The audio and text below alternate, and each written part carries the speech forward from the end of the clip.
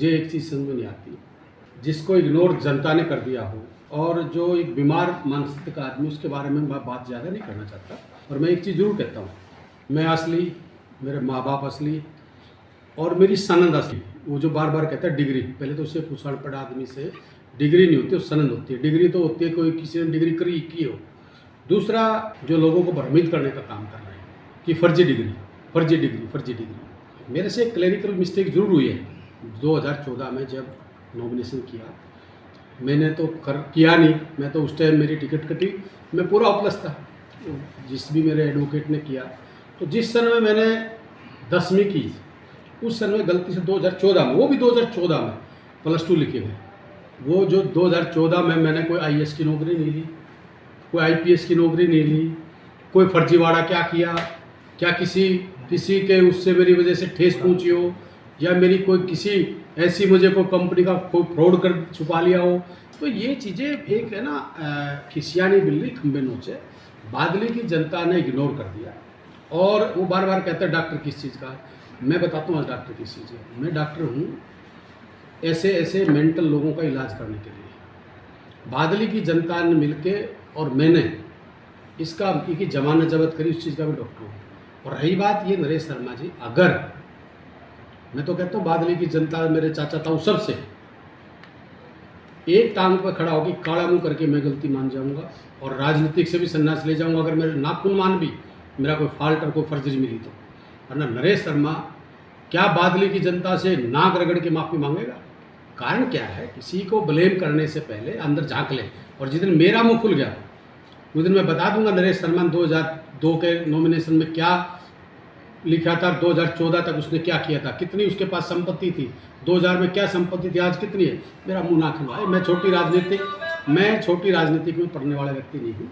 आपने बादली हल्के की जनता को, हरियाणा की जनता को एक आश्वस्त करता हूँ, मुझे भगवान ने दोबारा जन्म दिया। जीवन में आज तक ना कभी किसी का बुरा किया, ना गलत काम किए, और जीवन में आगे भी अगर कोई एक बंदा भी कोई गलत चीज़ साबित कर देगा, उस दिन मैं उनका सबसे बड़ा गुनाहगार मैं हूँगा। अपने चाचा ताऊ से, अपने बादली हल्के की जनता से एक चीज़ कहता हूँ, मैं आपका बेटा हूँ। कभी भी ज़िंदगी में ऐसा काम मैं नहीं करूँगा जो आपके सभी मान पर ठेस हूँ। ना कभी झूठ की राजनीति करूँ, ना कभी लूट की राजनीति करूँ, ना कभी जात की, ना धर्म की। मेरी सारी चीज़ें, मेरी इंसानियत, मैंने, भगवान ने मेरे को, लोगों ने मौका दिया, बादली हल्के की जनता ने मौका दिया। वो लोग ये पचा नहीं पा रहे। 10 साल तक इनसे पूछो, इन्हें 10 साल तक ये बादली का एमएलए रहा, इन्हें क्या किया 10 साल में, इसने क्या किया वो सब ने पता है। मुझे कहना नहीं चाहिए 10 साल में जो भाईचारा खराब हुआ किसने किया? लोगों ने ठुकराया, कुलदीप वत्स ने ठुकराया। अगर इतना अच्छा काम करता तो लोग तेरे को दोबारा भी बना देते। पर इसकी सोच छोटी है और ऐसे लोगों को मैं मुँह लगने वाला नहीं हूँ। पर एक चीज़ का मैं चैलेंज करता हूँ, माननीय हाई कोर्ट में जो इन्होंने रिट दायर की है, आप उस रिट की कॉपी लेना इससे, और उसकी सारी लाइनिंग ब्रीफिंग पढ़ना, उन्होंने क्या लिखा है। अगर मैं फर्जी हूँ तो मेरे खिलाफ कार्रवाई करें। मेरी डिग्री, ये डिग्री कहता है, इसको ये नहीं पता सनद होती है, मैट्रिक की +2 की सनद होती है। अगर मेरी कोई भी जरा सी भी नाखून मान, बाल मान भी अगर कोई कमी हो, तो फर्जी उसे कहते हैं। लेकिन उसका वकील बैठा था, मुझे वो वकील किसने बना दिया, कहता कि 2014 से 2023 तक उससे जितने भी इन्होंने फ़ायदे लिए गवर्नमेंट से, वो सारे पा रहे। 2014 में तो चाचा में एमएलए भी नहीं बना, एमएलए तो 2019 में बादली की जनता ने बनाया। तो पता नहीं, जैसे अनपढ़ गवारों की तरह जो बातें करते हैं, मुझे किसी की इंसल्ट करने में कोई मज़े नहीं आते।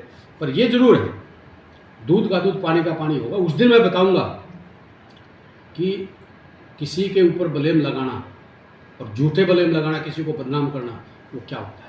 भांजी ने क्या कहा, क्या नहीं कहा, मुझे नहीं पता। पर चौधरी भूपेंद्र सिंह हुड्डा ने जो कह दिया, वो पत्थर की लकीर है। आज नोट करना इस बात के लिए, पत्थर की लकीर है। भूपेंद्र सिंह हुड्डा जो कहते हैं वो करते हैं, बोलते कम है, करते ज़्यादा है। और जो उन्होंने जो घोषणा की है, वो उन्होंने सभी उनको साथ लेके चलने का वो किया। और उसमें कोई भी उदय भान जी ने क्यों कहा, क्या नहीं कहा, मैं उस चीज़ में नहीं पढ़ता, मैं कंट्रोवर्सी नहीं पढ़ना चाहता किसी के। पर ये जरूर है, मैं इतना जरूर कहता हूँ, जो भूपेंद्र सिंह हुड्डा कहते हैं वो करते हैं। और जो लोग ये कहते थे, जैसे अभी मैं एकदम धनखड़ साहब का बयान पढ़ रहा था, और का बोले नॉर्मल तेल हो, नहीं राधा नाचेगी।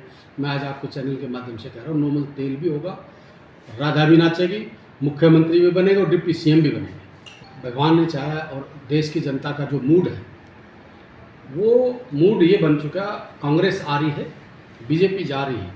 और चाहे वो राजस्थान है, चाहे वो मध्य प्रदेश है, छत्तीसगढ़ है, तेलंगाना है, मिजोरम है। कांग्रेस बहुत बड़ा एज लेके चल रही है और आने वाला समय कांग्रेस का समय है। राहुल गांधी जी के और मल्लिकार्जुन खड़गे जी के नेतृत्व में ये पांचों स्टेट हम जीतने जा रहे हैं। प्रदेश अध्यक्ष जी, मैंने एक चीज़ में कहना नहीं चाह रहा था, प्रदेश अध्यक्ष जी तो हरियाणा में घूम रहे हैं, प्रदेश अध्यक्ष जी तो बादली में भी घूमते थे, प्रदेश अध्यक्ष जी तो कर्नाटक में भी घूम के आए थे, प्रदेश अध्यक्ष हिमाचल में भी घूम के आए थे। तो ये चीज़ें इतना अहंकार के घोड़े पर सवार नहीं होना चाहिए। प्रदेश अध्यक्ष जी को जो सच्चाई है उस सच को कबूल करना चाहिए। दूसरा, मेरे कहने से या प्रदेश अध्यक्ष जी के कहने से नहीं, तो समय बताएगा। ये जो 3 सितंबर को जब रिजल्ट आएंगे, दिसंबर को, सॉरी 3 दिसंबर को, 3 दिसंबर को जब रिजल्ट आएगा, जब लोग बता देंगे भी किसको चुन रहे हैं, किसको ना चुने तो बताओ। और मैं कहता हूँ चौधरी भूपेंद्र सिंह हुड्डा को जात बिरादरी की राजनीति नहीं, हुड्डा साहब ने ब्राह्मण समाज को जो सम्मान दिया 10 साल तक, किसने दिया तो बताओ। ये मुझे बताओ, एक डीजीपी लगना था, उस पर भी ये, मैं ये नहीं कहता, सुरजीत कपूर बहुत अच्छे डीजीपी है, ईमानदार है, अच्छी बात है, पर किसी को राजनीतिक या जातिगत का शिकार बना के किसी के साथ जाति करते तो वो कुछ अच्छी बात है।